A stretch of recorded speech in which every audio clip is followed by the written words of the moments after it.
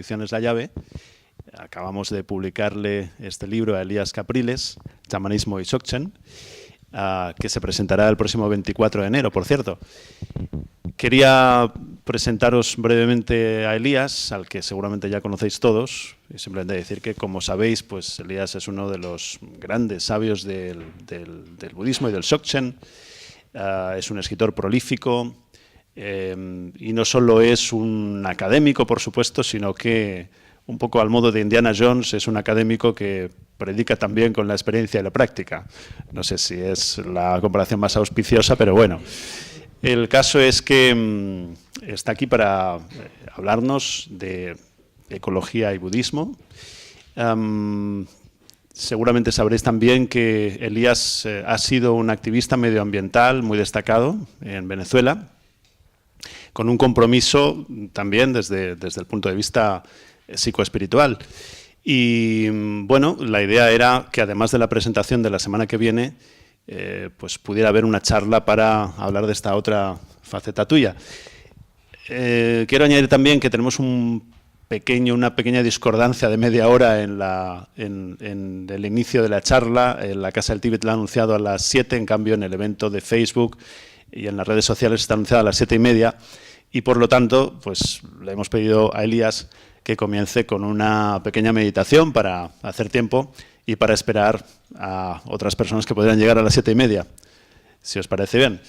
Nada, pues pido disculpas por este pequeño malentendido y, de todas maneras, pues lo aprovecharemos para meditar. Yo no soy muy bueno presentando a la gente, pero espero que baste con esto de momento. Y simplemente decirte, que Elías, que muchas gracias por venir, y muchas gracias por tu nuevo libro, también por Budismo y Dzogchen. Gracias a vosotros por la publicación, porque uno escribe para que lo publiquen, y cuando no aparecen editoriales que publican estas cosas, pues nada, no está bien, pues. Así que es una gran oportunidad para mí también. Pues ahí estamos. Muchos años. Las 4 nobles verdades fueron la primera enseñanza que dictó el Buda Shakyamuni después de su despertar o iluminación, Bodhi, como quiera lo llamemos, porque explica, primero que nada, el porqué de la práctica budista, y en segundo lugar, qué es lo que distingue la práctica budista de otras meditaciones externas al budismo. La primera noble verdad es dukkha.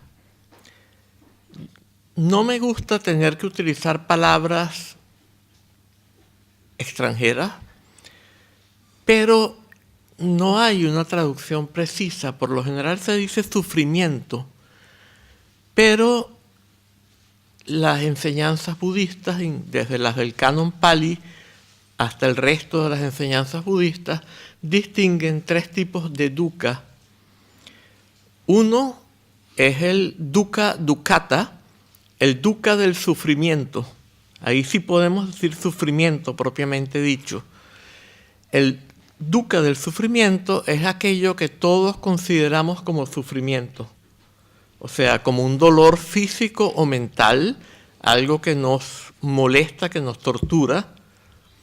Después tenemos el segundo tipo, es el dukkha del cambio. Y el dukkha del cambio es aquel que se produce cuando tenemos una condición privilegiada y sabemos que la vamos a perder. En el budismo, tradicionalmente, se le atribuye a los dioses. Los dioses son individuos que obtuvieron una meditación de un tipo o de otro y pueden pasar muchos años en ella, tiempos enormemente largos en ella, pero como es algo creado, producido, fabricado, condicionado o compuesto, intencional, es algo que es transitorio. Y aunque no tengamos sufrimiento durante la mayor parte del tiempo, está sujeto a sufrimiento, porque cuando vemos que vamos a caer de ese estado, empezamos a sufrir, Y eso es lo que se llama el sufrimiento, el dukkha del cambio. Entonces el primer tipo de dukkha es el dukkha del sufrimiento, todo lo que todos llamamos sufrimiento. El segundo tipo es el dukkha del cambio. Es cuando tenemos una condición privilegiada y ya sabemos que la vamos a perder. Se ilustra con los dioses que tienen precognición y tienen la precognición de que van a caer de ese estado y empieza un sufrimiento terrible. Y el tercer tipo de dukkha se llama el dukkha de los samskaras, pero no le hagan caso a la palabra. Podemos llamarlo dukkha todo abarcador, porque es un dukkha que está siempre allí y puede ser una sensación de carencia de plenitud, una sensación de un mínimo desasosiego, de algo que no está del todo bien, un cierto malestar, que está allí todo el tiempo, aunque la mayor parte del tiempo no nos percatamos de él, porque lo eludimos poniendo nuestra atención en otra cosa, o nos inventamos que vamos haciendo tal cosa, vamos a tener una total satisfacción y nos dedicamos a hacer todo aquello que creemos que tenemos que hacer para obtener esa satisfacción, y concentrándonos en todas estas cosas nos olvidamos, o sea, nos hacemos inconscientes de ese malestar, esa carencia de plenitud, esa insatisfacción que tenemos constantemente, que nunca se nos escapa, que nunca se desaparece.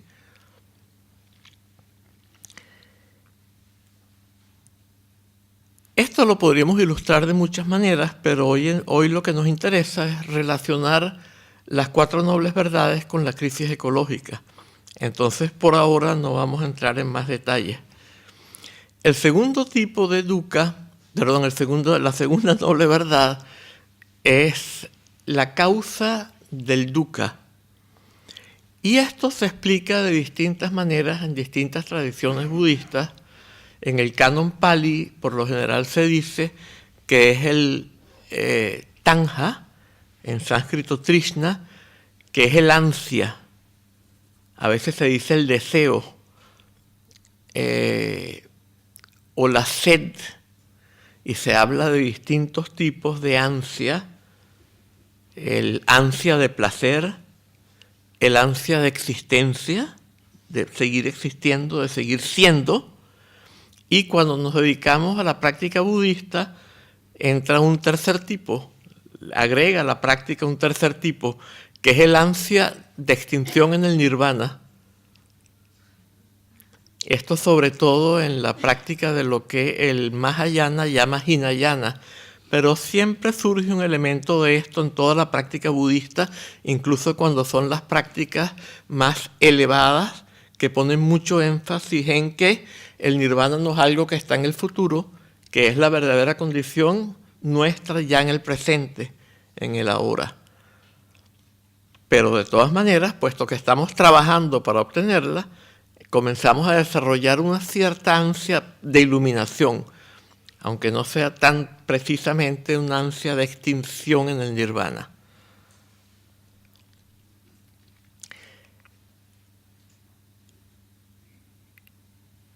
Y en el Mahayana a veces se dice que es el karma. Algunos textos como el Uttara Tantra, el Ratnatrabhivagga dice que es el karma, pero la interpretación más precisa para mí es que es la avidya, es el marikpa en tibetano.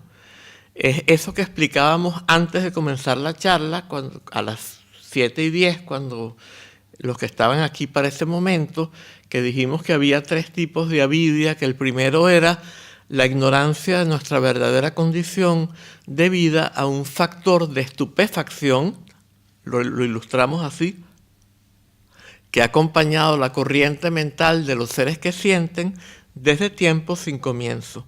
Dijimos que el segundo tipo era la dualidad del sujeto y el objeto, el percibir los objetos de los sentidos como algo externo. Y que el tercer tipo era la pluralidad, el tomar distintos segmentos del continuo sensorio o sensorial como figura y dejar lo demás como fondo, y sentir que eso que tomamos como figura está en sí mismo separado cuando en verdad lo ha separado nuestra percepción, y sentir que es en sí mismo un tanca de tara verde, un reloj, una botella de agua mineral, una cámara, etc. En todo caso, yo diría que, y esto no lo estoy inventando yo, esto está en los textos del Mahayana, y también incluso en el Canon Pali y en el Theravada se insiste en que los 12 eslabones de originación interdependiente son muy importantes. El Trishna, que para el Theravada y para el Canon Pali es la causa del dukkha, es el 8º eslabón, y el primero es la avidya. Está muy claro entonces que el dukkha es una consecuencia de la avidya, y por lo tanto la avidya es la verdadera causa del dukkha.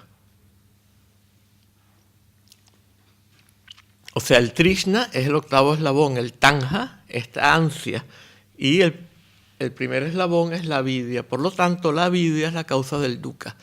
La avidya, que es una combinación de ignorancia de la verdadera condición con percepción distorsionada de la realidad, es la causa del dukkha en todas sus modalidades, el dukkha del sufrimiento, el dukkha del cambio y el dukkha todo abarcador. Entonces, la segunda verdad es la causa del dukkha. La tercera verdad es la cesación del dukkha a través de la eliminación de su causa.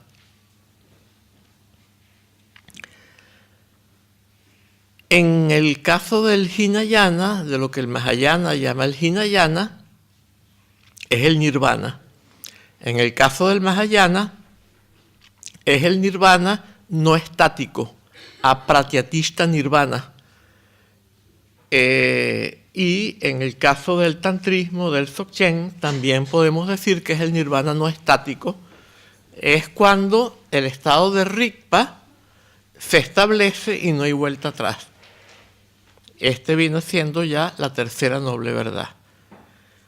Y la cuarta noble verdad es el sendero que permite eliminar el dukkha, eliminando su causa, y por lo tanto establecernos en la tercera noble verdad, que es el estado despierto, la budeidad. Esto parece muy raro, que la cuarta noble verdad sea el sendero, porque ¿cómo es posible que lleguemos a la budeidad sin haber seguido un sendero? Debería ser la tercera noble verdad el sendero y la cuarta la budeidad. No. Porque si no ha habido nadie que haya obtenido la budeidad, no hay un sendero. Porque en ese caso el sendero es construido por la mente que está poseída por la avidya, por el error, por la percepción distorsionada de la realidad, por la ignorancia de la verdadera condición. Y en este caso ese sendero lo que va es a reafirmar esa avidya, esa ignorancia de la verdadera condición y esa percepción distorsionada. Y jamás vamos a llegar a la budeidad. Por lo tanto, la tercera verdad es la budeidad. Una vez que hay un Buda que nos da un sendero, tenemos la cuarta noble verdad, que es el sendero. Entonces, ¿cómo hacemos nosotros para relacionar esto con... ¿Por qué yo relaciono las cuatro nobles verdades con la crisis ecológica? La crisis ecológica es el signo de nuestro tiempo. A pesar de que no estemos conscientes de ella todo el tiempo, tenemos mecanismos para ignorar lo que es incómodo.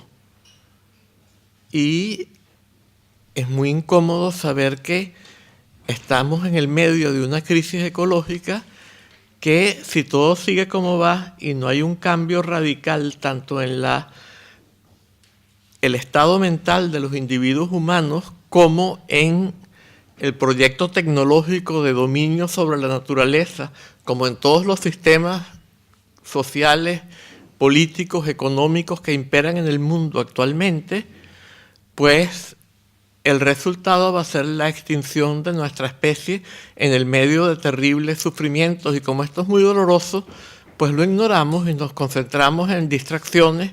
Estamos siempre mirando el móvil, estamos siempre mirando la televisión, buscamos distracciones, pensamos que vamos a obtener una enorme satisfacción cuando obtengamos esto, cuando obtengamos aquello, y nos olvidamos de todo este mal. Y eso es justamente lo que hacemos con respecto al dukkha también. O sea que lo que hacemos con respecto a la crisis ecológica, que es el dolor de nuestro tiempo, es lo que siempre hemos hecho con respecto al dukkha, ignorarlo, concentrándonos en otra cosa. Imaginando que vamos a obtener una gran satisfacción, una gran plenitud en algún momento, pero que nunca vamos a alcanzar, porque lo hacemos desde una perspectiva que confirma la avidya, que es la causa del dukkha, y por lo tanto jamás podemos eliminar el dukkha, eliminando la avidya, y de esta manera llegar a la total plenitud y perfección, que es el sentido etimológico de la palabra Dzogchen. Dzogpa puede significar dos cosas. Por ejemplo, si esta botella está llena de agua hasta el tope, yo digo que está Dzogpa. En este caso, Dzogpa significa lleno, pero digamos pleno, que nos da lo relacionamos mejor con aquello que queremos ilustrar. Entonces, Dzogpa es pleno, pero al mismo tiempo Dzogpa es perfecto. Entonces, por ejemplo, cuando una de estas gimnastas, como la famosa Nadia Comaneci, la chica rumana esta que hizo 10-10-10 en 2 Olimpiadas consecutivas, las 2 veces hizo lo que se considera una performance, una ejecución perfecta. Y en este sentido, esto también es Dzogpa. Algo que se hace perfectamente también es Dzogpa. Entonces, Dzogpa podemos traducirlo como plenitud y perfección.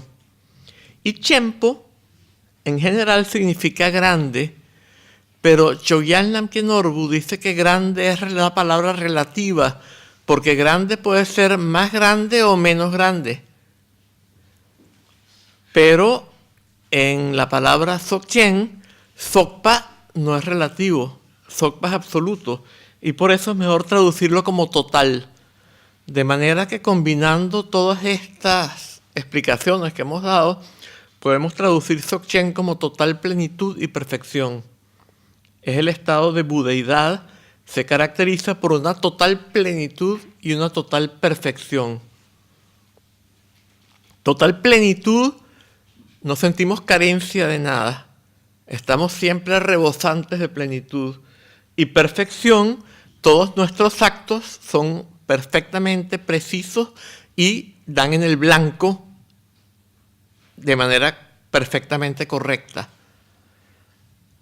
Total plenitud y perfección. Y una perfección que no es condicionada, creada, producida, fabricada. Y esto se ilustra en una parábola budista con una competencia entre el Buda y un maestro de la cítara. Entonces el maestro de la cítara era una maravilla. Y están tocando juntos y los dos tocan tan bien que nadie puede decidir quién es mejor. Entonces el maestro de la cítara rompe una cuerda y sigue tocando maravillosamente. El Buda rompe una cuerda y sigue tocando maravillosamente. El maestro de la cítara rompe otra cuerda, el Buda rompe otra cuerda, el maestro de la cítara rompe otra cuerda, el Buda rompe otra cuerda. Quedan tocando los dos con una sola cuerda y todavía son maravillosos los dos y no se puede decidir. Y allí el Buda rompe la última cuerda y sigue tocando de manera maravillosa. No es para decir que el Buda tenga poderes mágicos, que bueno, que también tiene lo que los seres en el samsara percibimos como poderes mágicos, aunque para el Buda no son poderes mágicos, pero nosotros los vemos como poderes mágicos, sino más bien lo que representa es que esa perfección no es creada, producida, fabricada, condicionada, compuesta,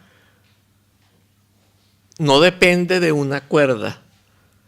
En cambio, para el maestro de la cítara depende de que él pasó años entrenándose y finalmente logró olvidarse de sí y que todo se tocara maravillosamente, pero siempre tenía la posibilidad de que entrara la conciencia dualista y hubiera autointerferencia. Bueno.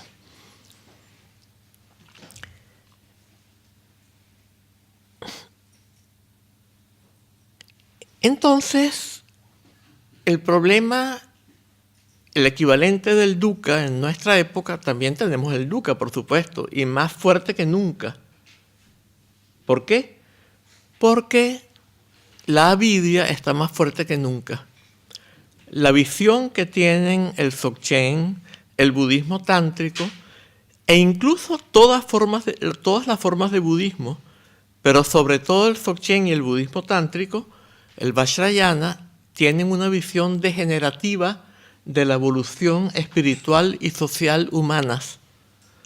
Entonces se habla de un Kritya Yuga o un Satya Yuga, una era de perfección o era de la verdad en los comienzos. Luego, hay dos tipos de clasificaciones, en 4 y en 3. Cuando son en 4, después viene el Treta Yuga, que sería la era de 3, después el Dwapari Yuga, que es la era de 2, y finalmente el Kali Yuga, que es la era negra o era de la oscuridad, y es la era en que nos encontramos. Es cuando la avidya alcanza su máximo grado. Y ahora estamos en los finales, en el mismo final del Kali Yuga. Estamos en el punto en el cual la avidya, esta segunda noble verdad, esta combinación de ignorancia de la verdadera condición con percepción distorsionada de la realidad, se encuentra en un nivel que nunca se había alcanzado antes en este ciclo cósmico temporal. O sea, estamos en el colmo de lo malo en este momento. Es todo lo contrario de la visión moderna de la evolución espiritual y social humana, según la cual todo se va perfeccionando y los seres humanos de la época de las cavernas eran los trogloditas que se daban, cuando había comida, se daban con el mazo en la cabeza para quedarse con la comida, y cuando un hombre veía a una mujer le daba por la cabeza con el mazo y la arrastraba a la cueva. Hoy sabemos que esto es un mito. Hay una ciencia que se llama la paleopatología, que se dedica a estudiar. El patólogo del hospital es el que determina de qué murió el occiso, y paleos antiguos. Entonces, determinar la causa de muerte de los cadáveres más antiguos, de los restos humanos más antiguos, del neolítico, del paleolítico, etc. Y mientras más atrás vamos, menos violencia encontramos. Y en Eurasia no se encuentra violencia, muertes por violencia ejercida por otros seres humanos sobre seres humanos antes del 4000, 4500 a.C., antes de la era cristiana. Es todo lo contrario a lo que nos han metido en la mente la visión de la modernidad. No había tampoco sexismo, los dos géneros tenían igual, ya había una distinción de división de trabajo, pero no de estatus. Esto lo encontramos a través de la arqueología. En las tumbas se encuentra que las tumbas de hombres y mujeres tienen el mismo estatus. En cambio, más adelante ya se encuentra una división de estatus terrible. De la misma manera, tampoco se encuentran grandes divisiones sociales, unas tumbas de ricos, otras de pobres, unas de reyes muy fastuosas, otras de gente muy humilde. no aparece nada por el estilo. Y de la misma manera tenemos otra ciencia que es la etnoecología, que se ocupa de determinar la relación entre las etnias y su medio ambiente. Y, por ejemplo, Philippe de Colas, un antropólogo francés que vivió con los Achuar en el Ecuador, se percató de que las zonas que ellos han habitado por más tiempo tienen más biodiversidad, y se llevó un gran equipo del Centre National pour la Recherche Scientifique de Francia y hicieron pruebas por todo el Amazonas y llegaron a la conclusión de que en el Amazonas las tierras que han estado habitadas por mayor tiempo son las que tienen mayor biodiversidad. En cambio, hay un libro de Tom Dale y Vernon Gill Carter que se llama Topsoil and Civilization, que muestra que casi todas las grandes civilizaciones se destruyeron a sí mismas por el mal uso que hicieron del medio ambiente. Y hoy en día estamos a punto de acabar con nuestra propia especie por el mal uso que estamos haciendo del medio ambiente, por aquel proyecto que Gregory Bateson, yo lo considero un sabio, nacido en Inglaterra, pero vivía en California, en Estados Unidos, llamó propósito consciente en contra de la naturaleza. De modo que es evidente que la avidia, esta combinación de ignorancia de nuestra verdadera condición con percepción distorsionada de la realidad, ha ido aumentando a lo largo de los tiempos y que en nuestra época ha alcanzado un grado que nunca antes había alcanzado y que se manifiesta como la destrucción del ecosistema más terrible que podamos haber imaginado nunca. De la misma manera, tal como esa es la primera noble verdad de la ecología, la segunda noble verdad de la ecología es la misma segunda noble verdad del Buda. Es la avidia, y ya vamos a explicar por qué. Pero vamos a ir poco a poco. La tercera noble verdad es la misma iluminación que es la tercera noble verdad del Buda, la misma budeidad, pero que es la condición de posibilidad de la regeneración del ecosistema.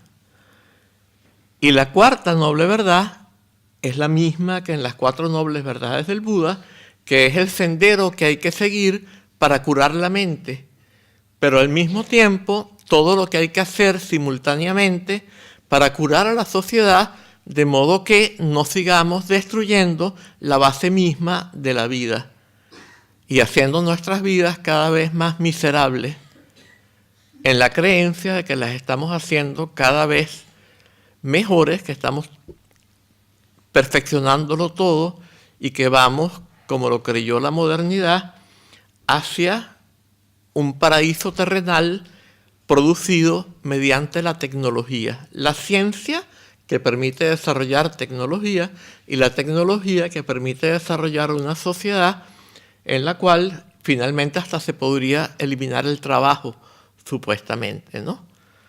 Resulta que eliminar el trabajo sería a lo mejor la cosa más terrible. Es muy conocido que cuando la gente se jubila, después de todo haber trabajado toda su vida, muchas veces no encuentra qué hacer y entra con un gran desasosiego. Y esto quizá les pasa mucho. Yo, como trabajé en una universidad y me jubilé, y estoy feliz de haberme jubilado, pero otros profesores que se han jubilado de la universidad, ha habido que hasta que se han suicidado porque no encontraban qué hacer. Siempre habían pasado la vida distrayéndose con sus clases, con la preparación de las clases, con los alumnos, con los exámenes, con una cantidad de actividades, y de repente se encuentran sin nada que hacer y el dukkha se hace patente allí.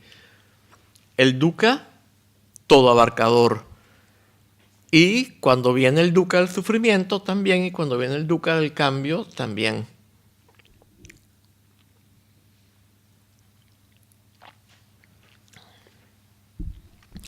Bueno, entonces tenemos que la primera noble verdad de la ecología es la crisis ecológica, con todos los males que ha traído, todas las cosas que yo estoy tomando agua en una botella de plástico que tiene bisfenol, que tiene lactatos, que tiene toda clase de cosas que son cancerígenas, que son transforma completamente las funciones endocrinas,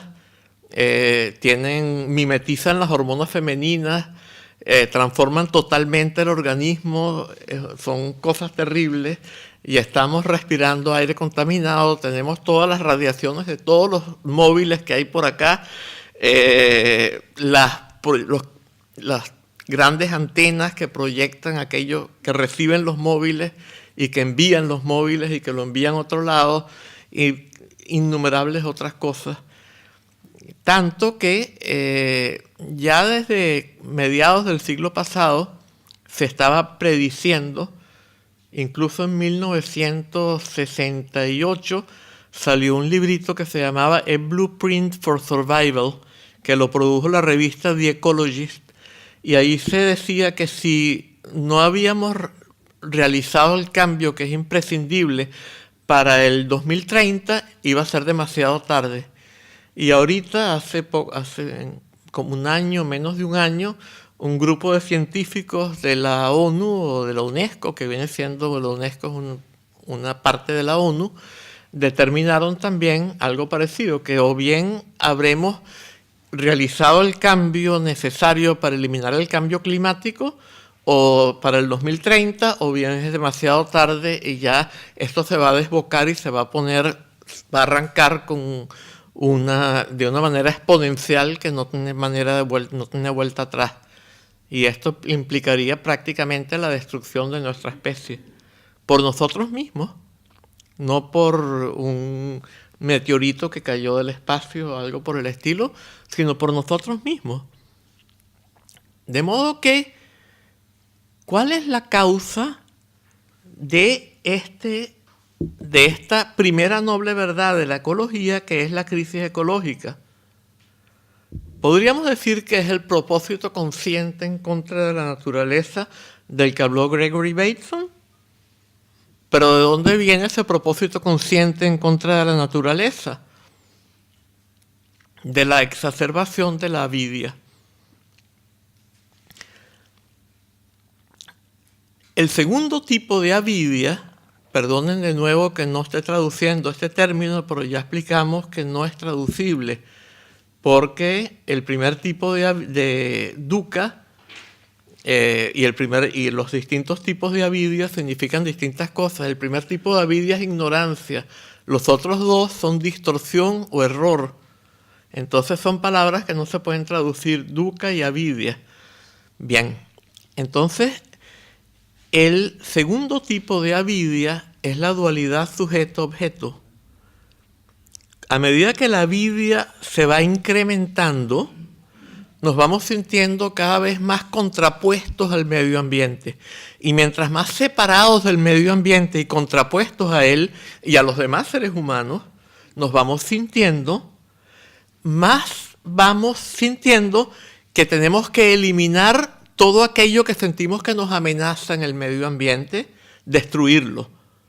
Y al mismo tiempo arrancarle todo aquello que sentimos que nos puede beneficiar. De modo que si concluimos, por ejemplo, yo vengo de un país tropical, todavía en Europa no hay tantos, pero ya están llegando, los mosquitos transmisores de enfermedades. Si llegamos a la conclusión, por ejemplo, de que el Anopheles transmite la malaria, o de que el Aedes aegyptus o Aedes aegyptus, o como lo pronunciemos, transmite la fiebre amarilla, el dengue, el chikungunya, ¿cómo se llama la que salió después? Bueno, hay cada vez más enfermedades de estas. Entonces, yo desarrollo unos omnicidas, los llaman plaguicidas, pero lo matan todo, no matan solo las plagas. Unos omnicidas que los riego indiscriminadamente y pasan a las aguas y yo me los bebo yo mismo, y luego se van acumulando por la cadena alimenticia y una mosca, un animal más grande se come el mosquito y una trucha se come y son acumulativos. Y cuando me como la trucha, hay una cantidad de veneno acumulado en la trucha que se va acumulando en mí. Y cuando me como otra trucha, más adelante se sigue acumulando. De modo que yo estoy mandando hacia afuera, en total ignorancia de las interconexiones, que hacen que esto va a volver hacia adentro. Es como lanzar un boomerang y no encuentra nada que golpear y se devuelve y me golpea a mí.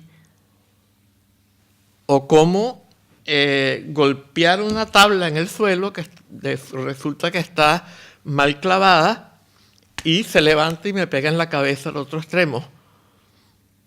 Entonces, el segundo tipo de avidia, el primero es la ignorancia de nuestra verdadera condición. Si no tenemos la ignorancia de nuestra verdadera condición, no podemos creer en la realidad del dualismo, porque veríamos la verdadera condición que es no dual y no podríamos creernos el segundo tipo de avidia. El segundo tipo depende del primero. Entonces, el segundo tipo es muy importante.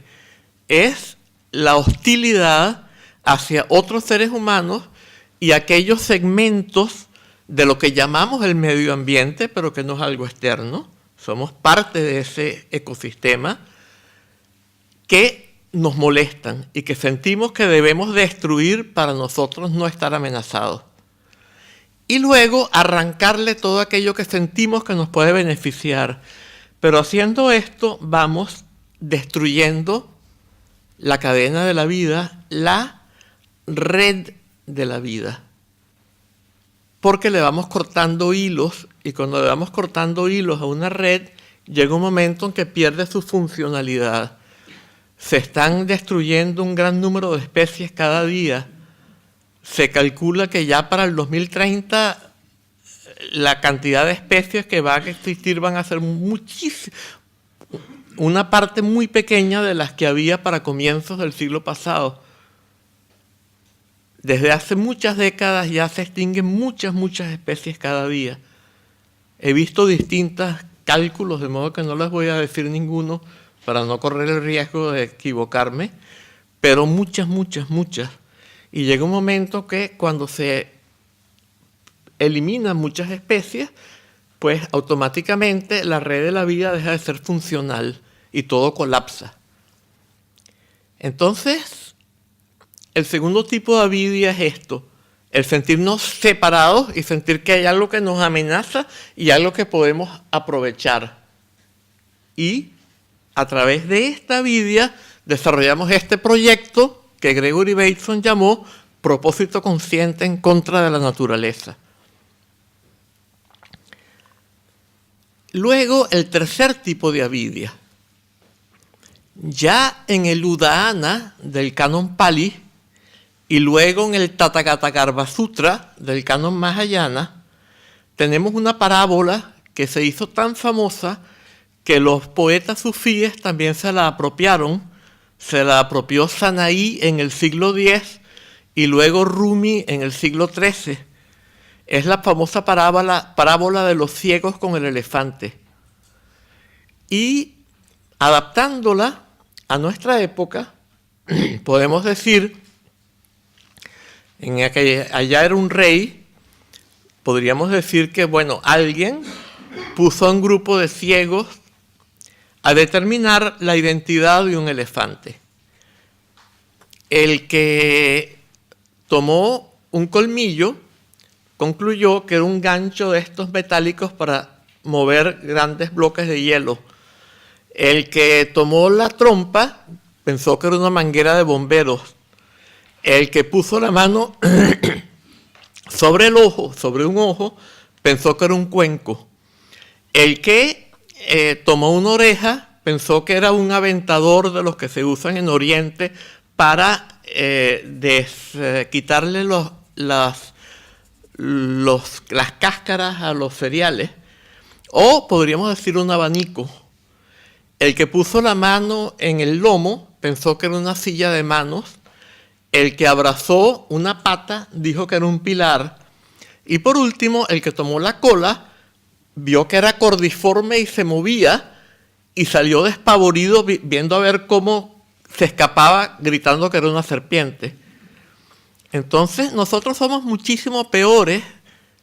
No es que los ciegos estos fueran malos, sino que tienen una percepción equivocada debido a el fallo en sus órganos, pero nosotros tenemos un fallo mucho peor, porque no solo percibimos todo el ecosistema de manera inconexa, sino que todo aquello que sentimos que nos amenaza lo queremos destruir, y todo aquello que sentimos que nos puede beneficiar queremos arrancarlo para usarlo. Entonces arrancamos la manguera de bomberos para usarla, para extinguir los fuegos, arrancamos el gancho metálico para llevar trozos de hielo, arrancamos el abanico o el aventador, arrancamos el cuenco, arrancamos la silla de manos, destruimos el pilar para no golpearnos con él en la oscuridad, destruimos la cola para que no nos muerda la serpiente, y de esta manera matamos al elefante, que es el ecosistema del que nosotros mismos somos parte. Entonces aquí se ve muy claramente que la crisis ecológica es un efecto de la avidia, que las 4 nobles verdades son una manera perfectamente apta de describir aquello que caracteriza, que es el signo de nuestra época, que es la crisis ecológica, y que es la gran amenaza que se cierne sobre el futuro de la humanidad misma, y que no es creado por nadie más que por nosotros mismos, por nuestra propia ignorancia creciente y acumulada, y nuestro propio karma acumulado, que es la consecuencia a su vez de nuestra percepción distorsionada acumulada, porque el mal surge de la avidia también. Entonces el mal karma surge de la avidia. Tenemos este karma ya a nivel individual, a nivel familiar, a nivel de país y a nivel de la especie, porque todos hemos sido partícipes de este proyecto. Y lo mismo sucede con las guerras. Si bien en el Paleolítico no aparecían grandes cantidades, o sea, el número de personas muertas por ejemplo, flechas o algo así, era el que se podía esperar de accidentes de caza.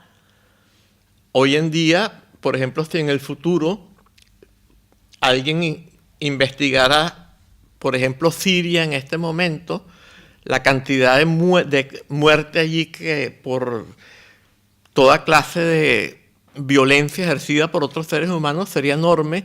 Aquí mismo tendríamos las de la Guerra Civil Española, en el resto de Europa tendríamos las de las guerras mundiales, en los Balcanes tendríamos hasta las de las últimas guerras de los Balcanes, etc. Por todos lados ha habido, e incluso donde todavía no ha habido guerras en algún tiempo, como por ejemplo Venezuela, de donde yo vengo, ahorita hay como 80 muertos al día por delincuencia. Y algunas muertes políticas también, menos que por delincuencia, pero también. Entonces, como podemos ver, lo que nos ha dicho la modernidad de que vamos hacia un paraíso tecnológico, parece ser todo lo contrario. Parece ser que el paraíso estaba más bien en los comienzos de la evolución humana, que ha sido degenerativa, y que ha estado catalizada por el incremento gradual de la avidia, y que lo que tenemos que lograr es, aplicando el mismo esquema de las 4 nobles verdades del Buda y los métodos que nos ha transmitido el budismo, lograr eliminar la avidia y de esta manera eliminar la causa de la crisis ecológica, alcanzando la 3ª noble verdad, como por medio de la práctica de la 4ª, que es el sendero budista. Pero por supuesto, al mismo tiempo, y en esto ha puesto muchísimo énfasis el actual Dalai Lama, pues haciendo lo posible por transformar al mismo tiempo los sistemas de todo tipo que predominan hoy en día en el mundo, ponerle coto a este proyecto de destrucción de la naturaleza, a este propósito consciente en contra de la naturaleza y toda la forma como funcionan nuestras sociedades necesitan de una transformación también muy importante. Y esto ha dado lugar a lo que se conoce como el budismo comprometido, del cual el Dalai Lama es un representante de los más destacados precisamente, entre muchos otros también. El budismo comprometido, social, ecológica, económica, políticamente. Bien. Por supuesto que esta necesidad de cambio se puede entender de una manera muy limitada. Siempre que la gente ha percibido que hay algo que no funciona en el mundo, la gente ha querido cambiar lo externo sin cambiar lo interno. Pero, ¿de dónde vienen los problemas? La sociedad es una proyección de la estructura de nuestra mente y nuestra mente a su vez se estructura internalizando las relaciones sociales, las formas como se relacionan las personas con las cuales nosotros crecimos en esta vida y en particular uno de los elementos importantes son las estructuras verticales. Estructuras verticales que son de opresión o de explotación. Y esa misma estructura aparece dentro de nosotros mismos, en la cual parece que una parte de nosotros está siempre controlando a otra.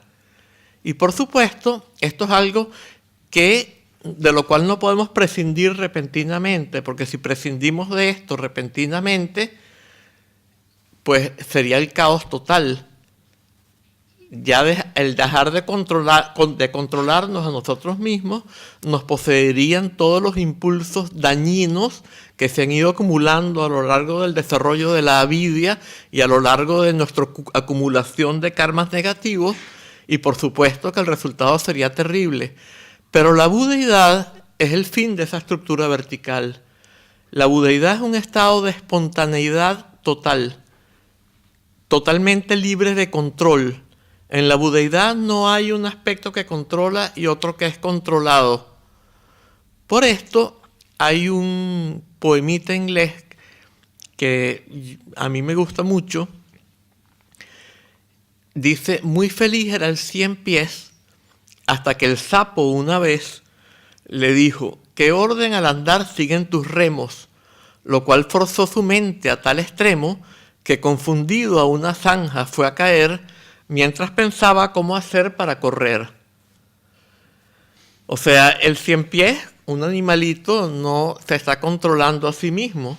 Él pone las patitas donde van. Entonces el sapo le dijo: ¿cuál patita pones tras cuál? Y él se puso a pensar cuál ponía tras cuál y se le enredaron las patitas y se cayó en la zanja y entonces el sapo...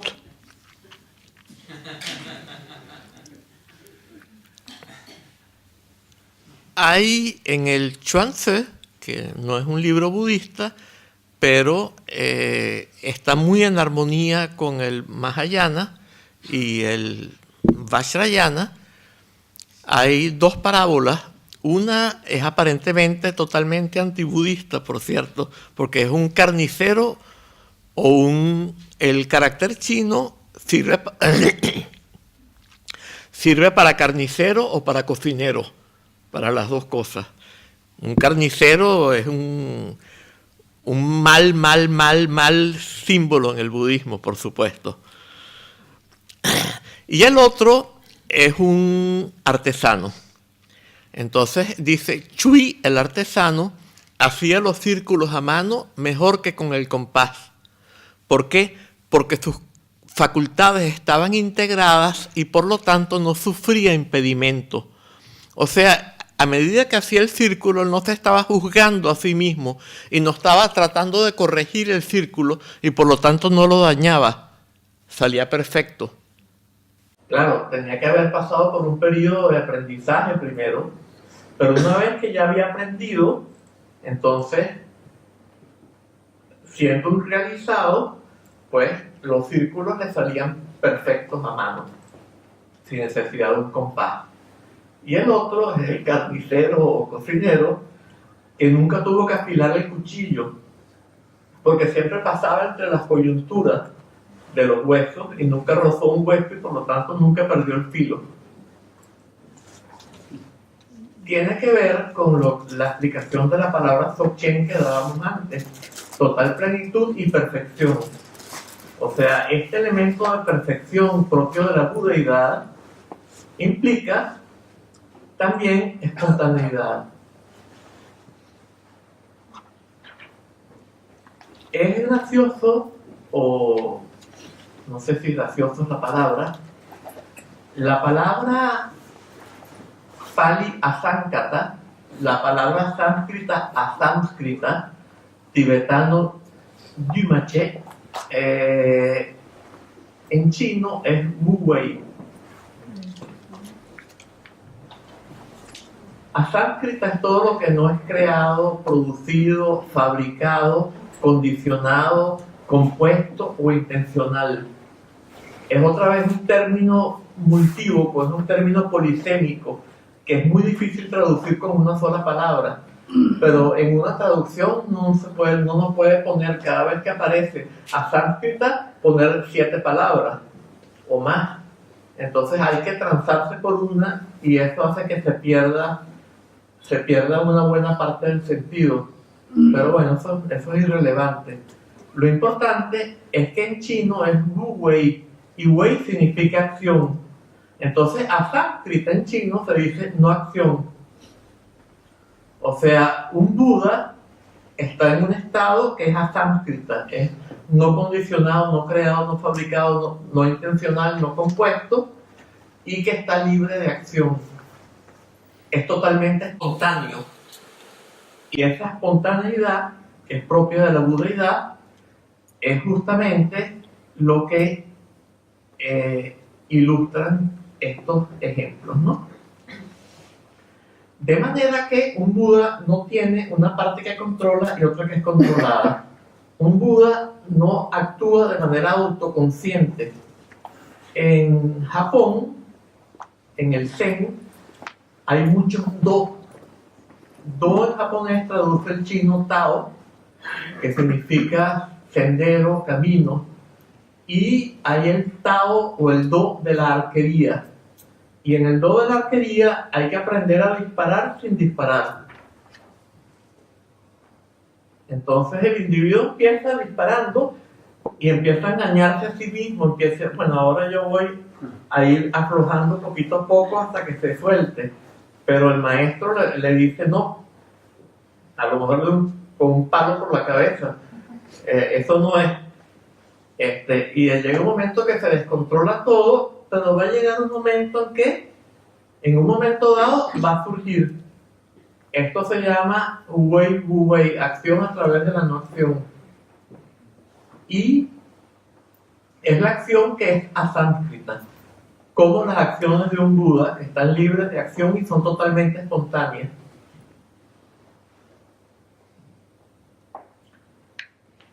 Entonces, totalmente libres de autocontrol implica totalmente libres de esta estructura vertical en la cual hay un lado, un aspecto que controla y otro que es controlado, que en términos del psicoanálisis sería superyo, el yo asociado al superyo, con el superyo como modelo, controlando al ello, tratando de controlar al ello. El consciente tratando de controlar al inconsciente. a través del preconsciente o con referencia al preconsciente. Esto es aquello que tiene que deshacerse. Y pues eso implica que estas estructuras verticales, que son las proyecciones externas de nuestra propia estructura vertical en nuestra experiencia, se tienen que ir deshaciendo también. Y esto implica, esa estructura vertical es la estructura del propósito consciente en contra de la naturaleza. Yo quiero controlar todas las variables del ecosistema, pero controlándolas las mato. Tratando de impedir que haya mosquitos que transmitan enfermedades, los destruyo, pero destruyo todo lo demás. Porque entonces los batracios que se alimentan de los insectos y los reptiles que se alimentan de los batracios, todo esto se van extinguiendo y la red de la vida va perdiendo hilos y llega un momento en que lo que sucede con cortarle hilos de una telaraña, llega un momento en que se vuelve una bolita de la sustancia de la que está hecho los hilos de la telaraña, pero que ya no tiene la función de la telaraña. Ya la araña no puede atrapar insectos para comer, para alimentarse. En este caso, pues la red de la vida colapsa. Entonces, yo diría que tal como el sufrimiento, el dukkha, es la cosa más preciosa, y esto puede chocar. ¿Por qué es la cosa más preciosa? Porque sin dukkha no vamos a hacer nada por eliminar la avidya. Por eso el Buda enseñó las 4 nobles verdades. Primero el dukkha. Tenemos que darnos cuenta de el sufrimiento que nos inflige nuestro propio estado mental, que es la avidya. Y solamente si tomamos plena conciencia de esto, vamos a hacer lo que tenemos que hacer para poder eliminar la avidya. En particular, tenemos el tercer tipo de dukkha, es el dukkha todo abarcador. Y esto se ha ilustrado, ya Vasubandhu lo ilustró y desde entonces lo encontramos por todos lados, en muchos libros tibetanos también. Este dukkha todo abarcador se ilustra con un cabello.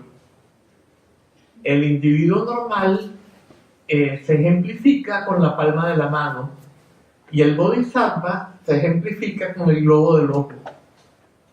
Entonces, en la palma de la mano, el cabello del dukkha puede permanecer para siempre porque no molesta. Pero en el ojo, arde y por lo tanto hay que sacarlo rápidamente. El bodhisattva es como el globo del ojo. El individuo normal es como la palma de la mano. Al bodhisattva le arde el dukkha todo abarcador. El bodhisattva no aguanta el sufrimiento porque ya no solo es suyo, sino que el sufrimiento de los demás lo percibe en sí mismo y eso es insoportable. Y por esto está automáticamente, tal como un individuo normal, cuando se siente picado por un mosquito, se lo quita, que no estoy justificándolo, pero es un ejemplo. De la misma manera, un Buda automáticamente, incluso sin proponérselo, hace lo necesario para eliminar el sufrimiento de todos los seres. Y el Bodhisattva hace lo necesario para poder llegar a ser un Buda, porque solo si él llega a ser un Buda va a poder ayudar a todos los seres a eliminar su propio sufrimiento. Entonces, tal como el dukkha, el sufrimiento, dijimos que el dukkha no se puede reducir al sufrimiento, pero bueno, tal como el sufrimiento es el látigo que mueve el caballo de la diligencia, de alguna manera, de la diligencia en la práctica budista, de la misma manera, la crisis ecológica puede ser aquello que nos mueve, que si tomamos plena conciencia de ella, nos damos cuenta de que nos estamos autodestruyendo. Nadie quiere colaborar con la destrucción de sus hijos y sus nietos, y los hijos de sus hijos y los hijos de sus nietos, y toda su descendencia. Sin embargo, es increíble que mucha gente sigue negando la crisis ecológica. Muchos de los políticos que tienen más poder en este mundo ahorita lo niegan que haya cambio climático, niegan que el cambio climático dependa de la intervención humana, y parece que lo que quisieran es que nos adormezcamos, como darnos un opio a todos, de modo que quedamos totalmente adormecidos y no podamos ser ya como el globo del ojo y vayamos derechitos hacia la autodestrucción, a pesar de que ellos también se destruyen, y sus hijos y sus nietos y todo lo que sigue. Pero no importa, porque lo importante es anestesiarnos para seguir adelante ciegamente sin importar lo que suceda. Entonces, tomar conciencia de la crisis ecológica puede ser el equivalente a volvernos como el globo del ojo, a dejar de ser como el individuo normal, que es como la palma de la mano, y hacernos como el bodhisattva, que es como el globo del ojo. Darnos cuenta de que todo lo que nos importa en este mundo se va a destruir si no hacemos todo lo necesario para impedirlo. ¿Y cuál es el primer paso?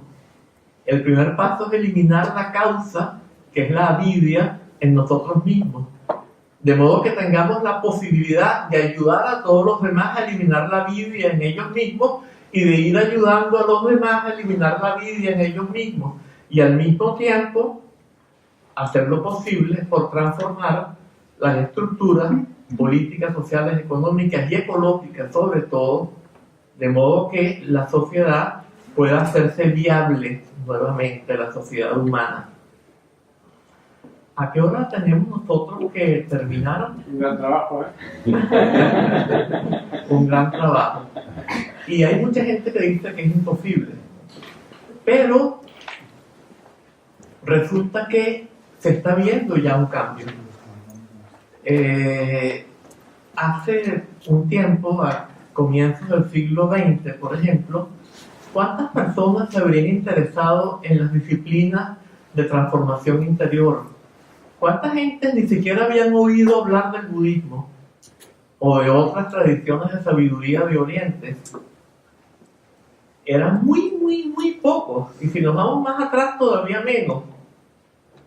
Hegel decía que Oriente estaba en un estadio de desarrollo que no había desarrollado todavía la autoconciencia, que era el primer paso para tener la posibilidad finalmente de que la autoconciencia se reconociera en la naturaleza, que es lo que le había pasado a él según él. O sea, él era el final de la evolución humana. Y en Oriente ni siquiera habían llegado todavía a la autoconciencia. Pero ¿quién es el primer filósofo que habla de autoconciencia? Acharya Dignaga, un filósofo budista. Es el primero que habla de una conciencia de conciencia, que claro, es el eje de una polémica dentro de la filosofía budista, porque evidentemente que el Prasangika lo niega. En el Bodhisattva Charyavatara se nos dice: el ojo no puede verse a sí mismo, se supone que sin un espejo. La punta del dedo no puede tocarse a sí misma. De la misma manera, la conciencia no puede estar consciente de la conciencia, porque la conciencia es conciencia de objeto.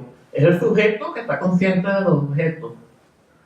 Pero hay otro tipo de algo que no sé si se puede llamar conciencia, que es una capacidad cognitiva que se ilustra con el espejo, la naturaleza de la mente, la verdadera condición de la mente. Y esa está consciente tanto del objeto como de la ilusión de que hay un sujeto percibiendo el objeto. Es en este espejo que se manifiesta todo esto. Entonces, claro que la conciencia dualista no puede estar consciente del sujeto, de ella misma, pero hay otro nivel de conciencia, de capacidad cognitiva que es no dual, y en la cual se manifiesta tanto el objeto como el sujeto, y es por virtud de esa capacidad cognitiva que se manifiesta en el sujeto y el objeto. Entonces, de alguna manera, cuando Dignaga habla de una conciencia de conciencia, y esto se ilustra con la llama que al mismo tiempo que ilumina a lo que está alrededor, se ilumina a sí misma.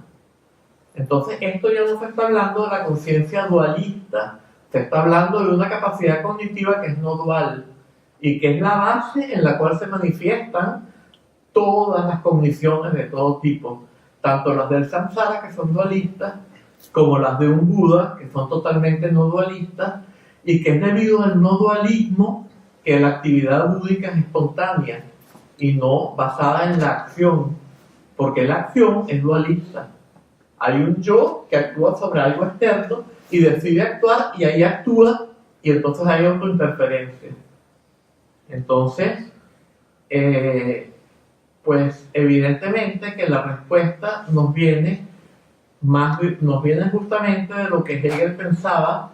Hegel pensaba que el fin de la evolución humana era lo que se estaba dando en la Alemania de su época, y resulta que más bien nos estábamos acercando al apex de la degeneración, que es a lo que estamos llegando hoy en día a finales del Kali Yuga.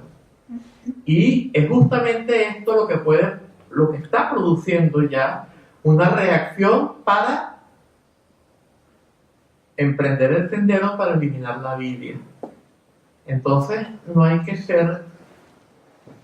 perder el optimismo, no hay que tener esperanza ni miedo, pero tampoco tomar una posición, echarnos a morir, se dice en Venezuela, no sé si en España se dice igual, ¿no? Y resignarnos a y deprimirnos. Por el contrario, la gravedad de lo que está pasando es el motor de la transformación que tiene que venir y que tiene que comenzar con la transformación interna del individuo, y está pasando. Por esto en la enseñanza Dzogchen hay profecías que dicen que la enseñanza Dzogchen se va a extender en nuestra época como nunca se había extendido antes, que se va a difundir en nuestra época como nunca se había difundido antes. Y dice algo que es muy interesante también. Dice que más seres del sexo femenino se van a realizar a través de la enseñanza Dzogchen que del sexo masculino. No sé si será porque hay más mujeres en el mundo que hombres, o si será porque va a haber por algo que caracteriza a la mujer, que tiene que ver con esta predicción, y que es distinto de lo que pasaba antes, porque por ejemplo en el Tíbet, o en la India, o en los sitios donde existía el budismo, como la mujer tenía una función en el hogar, era a la que le costaba más dedicarse a la práctica espiritual, y por eso había mucho menos mujeres practicantes y mucho menos mujeres realizadas que hombres.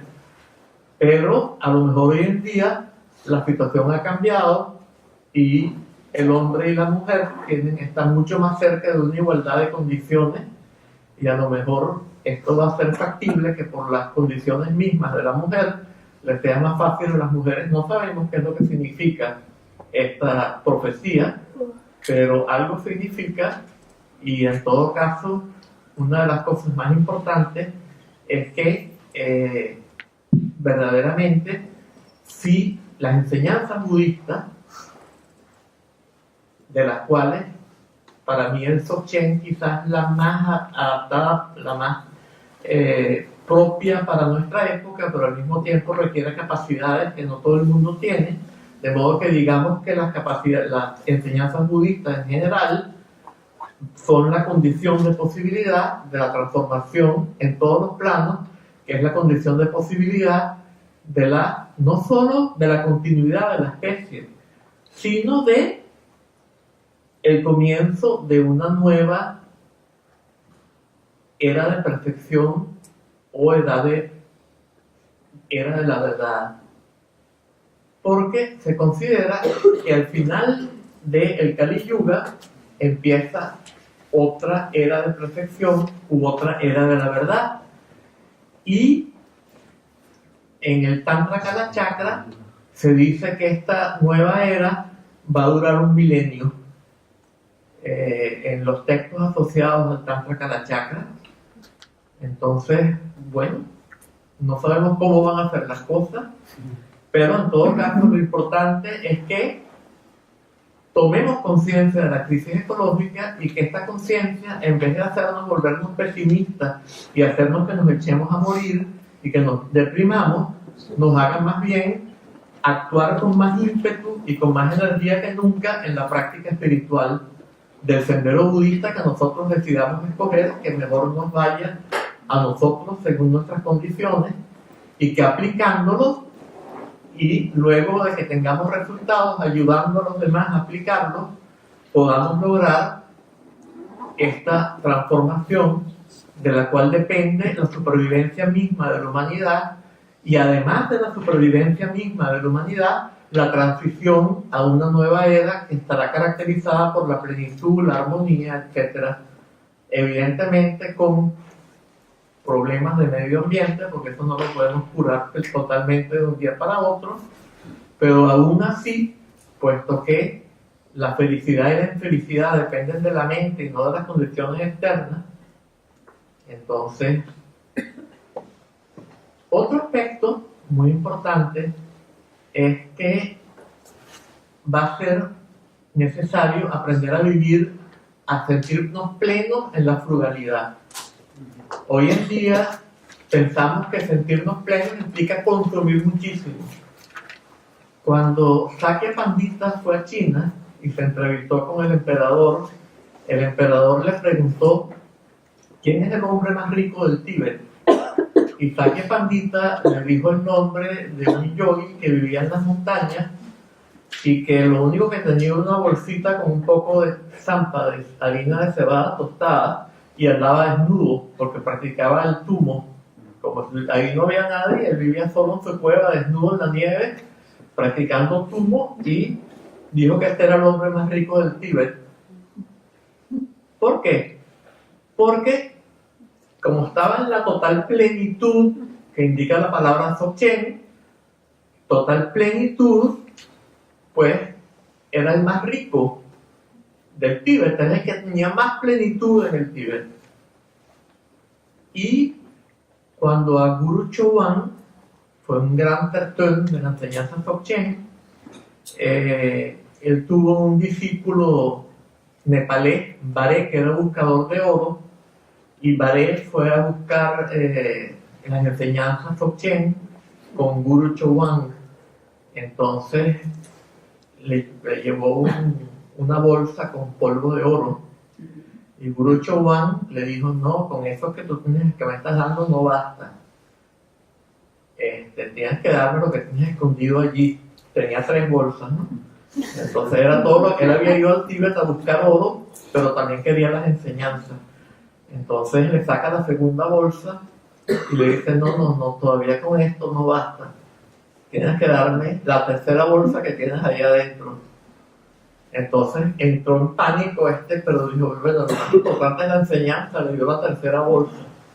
Entonces Guru Chowan la mezcló con zampa, con harina de cebada tostada, y hizo una ofrenda del fuego, y Baré casi que se entra en un ataque de pánico, y cuando ve que el oro no se quema, se sintió aliviado. Entonces le dijo: ahora sígueme. Y fueron a la orilla de un río, y ahí todo el polvo de oro que quedaba lo echó al río, y dijo: ¿para qué quiero yo oro si el mundo entero es oro para mí? De la misma manera, Padmasambhava dijo: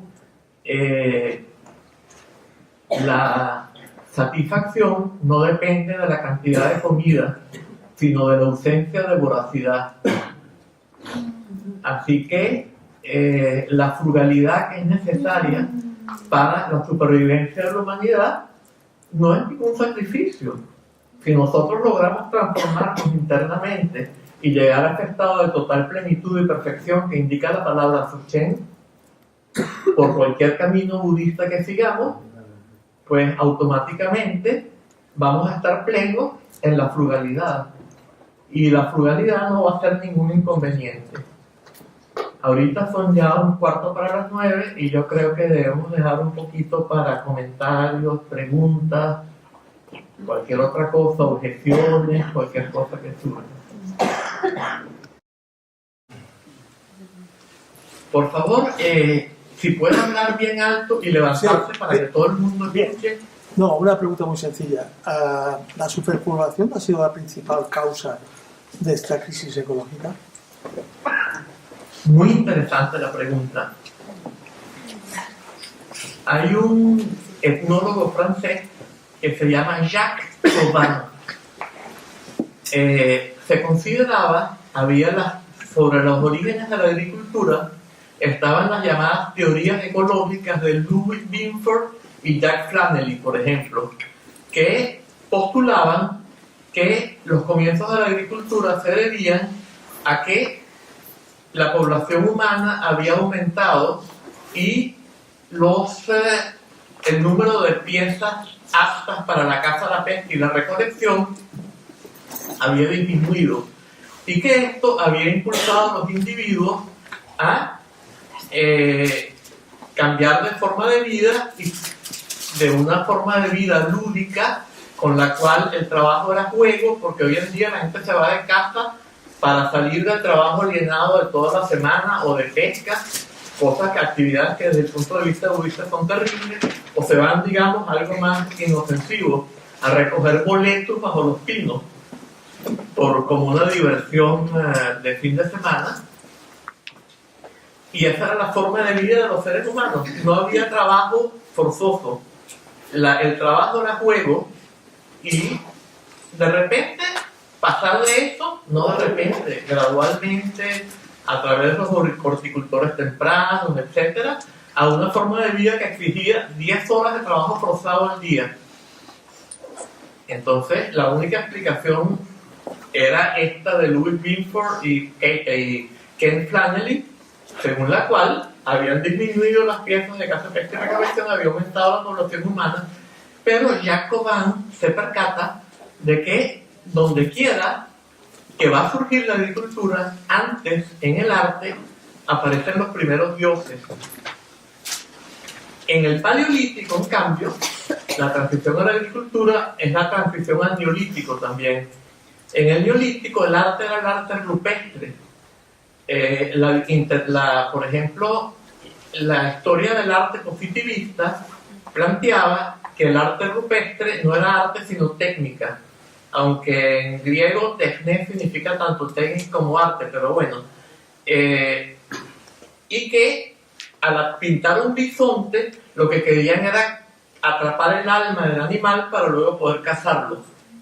Entonces otros franceses, André Leroi-Gourhan y Annette Lehmann-Ampère, llegan a la conclusión, estudiando el arte del Paleolítico, de que es un arte religioso, pero sin referencia a dioses supramundanos, en el cual lo sagrado está en el mundo y celebra lo sagrado en el mundo, un poco como el arte taoísta y Chan de la pintura china, o un poco como el arte de tankas tibetano, que sí aparecen muchas figuras humanas, pero son símbolos de la budeidad, etcétera, etcétera, y no hay referencia a dioses. Aparecen deidades, pero que no son un dios creador ni nada por el estilo, sino que son medios para transformarnos nosotros y seguir un sendero. De manera que él dice, bueno, pero esta implica que hubo una transformación psicológica que dio lugar a la agricultura, y fue la pérdida del estado de comunión, del estado de la vivencia, de la verdadera condición que es común a todos los seres humanos, que era lo que hacía que en la época del Kritya Yuga todo fuera perfecto, o que estuviéramos en un estado de verdad, de falta de avidia, por lo menos una buena parte del tiempo. Y entonces los dioses surgen cuando dejamos de ser capaces de comulgar con lo sagrado en el mundo y lo proyectamos en un plano supramundano. Y ahí surge la primera relación vertical. Y entonces allí se dejan de utilizar, más adelante surgen religiones. Esto es una explicación demasiado larga. Hay un libro mío que se llama Alienación, que está en mi página web, porque me lo secuestró una editorial que lo vende a un precio carísimo y yo no quise yo decidí ponerlo en la página web para que la gente lo bajara gratuitamente y no tuvieran que pagar como 100 euros que está cobrando esta editorial por el libro, donde se explica todo esto en gran detalle. Pero en general nunca hubiera llegado a ver sobrepoblación si no hubiera sido por una transformación psicológica que se produjo con anterioridad. Y tiene que ver con que los contraceptivos dejaron de usarse porque entró la idea de que las relaciones eróticas eran malas. Y esto tuvo que ver con que unos pueblos empezaron a atacar a otros, los pueblos pastores empezaron a atacar a los pueblos agrícolas, porque de pura carne no se puede vivir, la proteína ya no se asimila. Y donde no hay agricultura, porque son regiones muy áridas, entonces dependen del intercambio con los agricultores, pero los agricultores no tienen interés en intercambiar porque también tienen carne, y entonces empezaron a atacar a los hombres y luego violaban a las mujeres, el sexo se volvió malo. Y de ahí vino el tabú sexual y esta relación que había entre los dioses y los hombres, la relación vertical que aparece en el arte en ese momento, se transforma en represiva. Entonces también dentro del ser humano se reprime lo de aquí abajo desde aquí arriba. Y automáticamente al dejar de haber contraceptivos, ¿cómo que contraceptivos? En las tribus del Amazonas se utilizan una cantidad enorme de contraceptivos que los enumero en este libro. En este libro Chamanismo y Dzogchen, que está saliendo ahorita, lo vamos a presentar el 24. Aquí está el director de la editorial, que es David Barba, y él les puede indicar si a alguien le interesa la dirección de dónde lo van. Está a la venta aquí también en la librería, y hay una nota al pie allí donde se enumeran la cantidad de contraceptivos sumamente poderosos que se utilizaban, cantidad de tribus en el Amazonas y cada una de ellas contraceptivos diferentes, y que no tenían los efectos secundarios que tienen los que creó la ciencia moderna. Entonces, pues, lo que nos parece a nosotros sentido común, a veces es el menos común de todos los sentidos, porque a veces lo que nos parece sentido común se debe a la forma como hemos ido evolucionando degenerativamente, al incremento de la vida. O sea, hubiéramos podido tocar esto en mucho mayor detalle, pero queremos aprovechar para si hay alguna otra pregunta, dejamos unos minutitos más. Hola, Leas, a todo el mundo. Bueno, yo quería hacer un comentario, también pregunta dejando abierto para si quieres comentar, por supuesto, que seguramente contarás mucho más interesante. Yo quería hacer un apunte solo como aspirante a practicante del Dharma y como también, bueno, activista por los derechos de los animales, etc. Creo que hay algo que queda siempre. Los animales siempre están escondidos, los mataderos están escondidos, las granjas están escondidas. No se habla mucho dentro del Dharma, se habla mucho del amor, la compasión, todos los seres sean felices, pero luego a la que se le pretende quitar el jamón, el chorizo, el queso, etcétera, a cualquier practicante se monta una irritación tremenda y tal. Yo me gustaría primero hacer un apunte, porque soy activista, entonces tengo que aprovechar para hacer activismo por los derechos de los animales. Pienso que también, como practicantes del Dharma, que pretendemos practicar el amor y la compasión y por todos los seres, pues bueno, deberíamos tener una consideración por los animales. No son los animales, no son objetos, no son cosas, no son nuestros esclavos, no es una cosa que vas y lo compras, son seres que sintientes, son uno de los seres de los 6 reinos de la existencia y deberíamos tener compasión por ellos en lugar de utilizarlos. Y si no nos hemos parado a pensar en ello, pues bueno, siempre es un buen momento para empezar a pensar, ¿no? Entonces creo que también dentro del Dharma a veces falta poca pedagogía para esta cultura de la paz, ¿no? Que sería no utilizar a los animales. Y bueno, yo creo que también hace falta una revolución dentro del Dharma en que esto también se pueda hablar, ¿no? Y no se hable de lo que se habla, que yo no nos explica muy bien, ¿no? Pero de las 3 carnes que no han sido vistas, oídas, sospechadas y tal. Yo creo que estamos en el siglo XXI y tenemos que saber que todos los animales que llegan a nuestro plato han sido asesinados y han sido explotados para que sean consumidos luego, y alguien ha pagado previamente, aunque nosotros nos lo pongan en un doble mendicidad, cosa que para la mayoría no es la realidad. Bueno, con esto también hay a nivel ecológico hay una repercusión tremenda. Elías seguro que podría explicar un montón. Es tremendo a nivel ecológico. Hablando de ecología, una de las primeras causas de la deforestación, de la sequía, bueno, para los humanos también, porque se desplazan a las personas que están viviendo en las selvas, pérdidas, extinción de especies, aparte del agujero de la capa de ozono, etcétera, etcétera, de gases metano, bueno, ya nada, quería hacer este apunte y agradecer esta charla. Gracias. Sí. Sí, por supuesto que la forma como se produce la carne hoy en día es totalmente inhumana, lo que llamamos inhumano. No sé si los humanos somos tan buenos como para que poder usar ese término, que inhumano signifique malo, pero parecen mucho más sanos los animales que los humanos.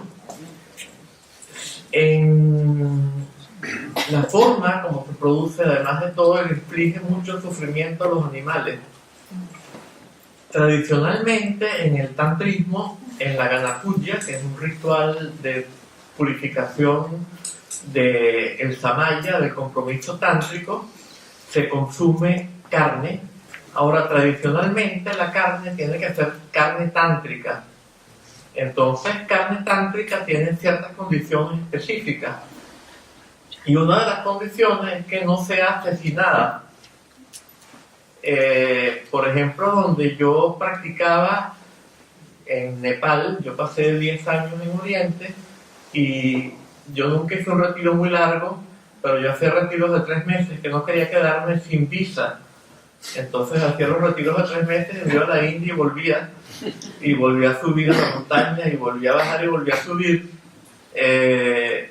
Y en esa región, ahí no matan animales, y les horroriza que maten animales. Y si alguien trae carne de Katmandú, por ejemplo, sobre todo después del día de Durga Puja, donde matan una cantidad enorme de búfalos y cabras y toda clase de animales, les parece horroroso que alguien traiga esa carne. Pero todo el mundo come carne. La carne de los animales que han muerto, y como además no hay refrigerador, la cuelgan encima del fuego y se seca, y ahí se muere cualquier cosa. Y como se pone muy dura, para poder comerla hay que cocinarla bastante. No hay ningún peligro de que, aunque la vaca haya muerto de tuberculosis o el toro o lo que sea, no hay ningún peligro de contaminarse, porque la forma como funciona todo es tal que todo es perfecto. Y más bien la carne esta no contamina porque no se pudre por allí. Hacemos como los buitres nosotros, en este caso, que limpian. Tenemos una función ecológica, y es la forma como se disponía de los cadáveres tradicionalmente en el Tíbet también, que era dárselos a los animales salvajes. Y los humanos somos animales también, y éramos parte de los animales salvajes. Claro, en el caso de los humanos no, pero en el caso de los demás animales pues se consumían de esta manera. Entonces eso era lo tradicional, eso era la carne tántrica. Y porque no se consigue hoy en día carne tántrica, algunos maestros de Dzogchen, como Chatra Rinpoche, quien murió hace poco, relativamente, no recuerdo si fue hace 2 años, fue tres casi. 3 casi, sí. Fue un diciembre, por un diciembre, por ahí más o menos. Vivió bastante también, en parte quizás porque no colaboraba con la muerte de los animales. Ahora, también se considera que cuando uno consume la carne en una ganapuja, uno lo hace con la intención de crearle una causa kármica al animal, de que el animal, cuando uno se realice, y se considera que todo el que practica la enseñanza Dzogchen, por ejemplo, en alguna vida se va a realizar, y que en ese momento, por la relación que ha establecido con el animal comiendo su carne, que lo ha hecho con esa intención, ha creado una causa kármica para que el animal renazca como humano y como discípulo de uno cuando uno llegue a ser Buda, en vez de a lo mejor seguir renaciendo como animal y seguir siendo masacrado infinitas veces. Entonces hay una cantidad de elementos allí que habría que tomar en cuenta, pero estoy de acuerdo con que evidentemente que una de las grandes causas de la crisis ecológica es esto, y entonces hay 10 kilos de proteína vegetal producen 1 kilo de proteína animal, y la proteína animal se la consumen en los países más ricos y se muere la gente de cáncer y de problemas del corazón por comer demasiada carne. Es una cosa totalmente absurda, pero todo es tan totalmente absurdo porque es producto de la Biblia, de toda esta ignorancia de las interconexiones y todas estas cosas.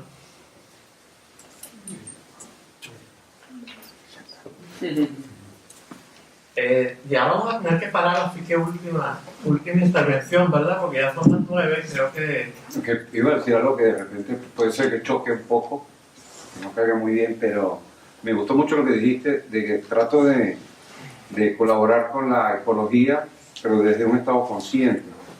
Porque yo vengo de un país, Venezuela, donde se exacerbaron el movimiento, todo el que defendía la naturaleza, todos los movimientos que por lo general son considerados como minoría. Hay gente que malentiende eso de ser hippie, vamos a salvar el árbol y fíjate la distorsión que hubo de cómo la gran industria era una perversión. O sea que no sé de qué manera veo que importa que defienda si igual procedo desde un estado que no sea realmente de conciencia, que creo que eso es lo más importante. Sí, totalmente de acuerdo con esto. O sea, y esa es la diferencia entre el ambientalismo y la ecología profunda. La ecología profunda es un término que acuñó Arne Naess, y él se refería al budismo todo el tiempo. Y justamente, ecología profunda es eliminar las causas profundas de la crisis ecológica y no meramente sembrar 10 arbolitos acá y seguir teniendo la misma mentalidad. Implica antes que nada transformar la conciencia, que es la causa de todo. Y esto es un elemento, una cosa importantísima en el budismo. Se dice, la conciencia es la causa de todo. Entonces creo que aquí tenemos que terminar. ¿Puedo hacer una pregunta más? Bueno. Entiendo que también hay otro nivel, que también creo que a lo mejor tiene algo que ver con esta charla, que es también a otro nivel espiritual se causan provocaciones que también impactan al medio ambiente. Claro.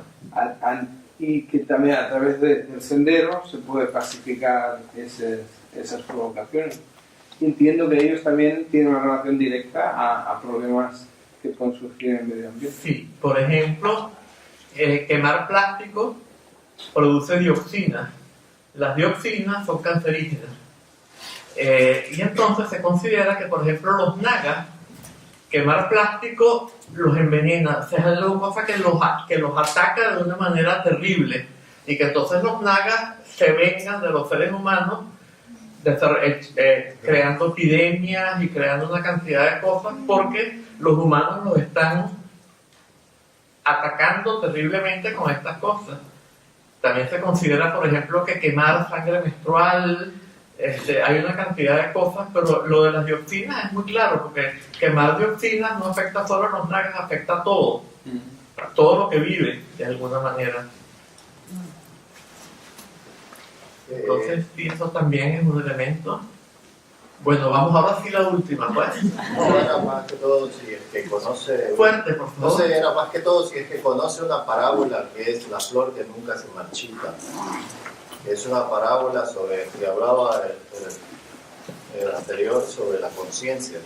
Porque no podemos hacer nada para que otras personas entren en ese estado de inconsciencia, tratando de ir por la inconsciencia.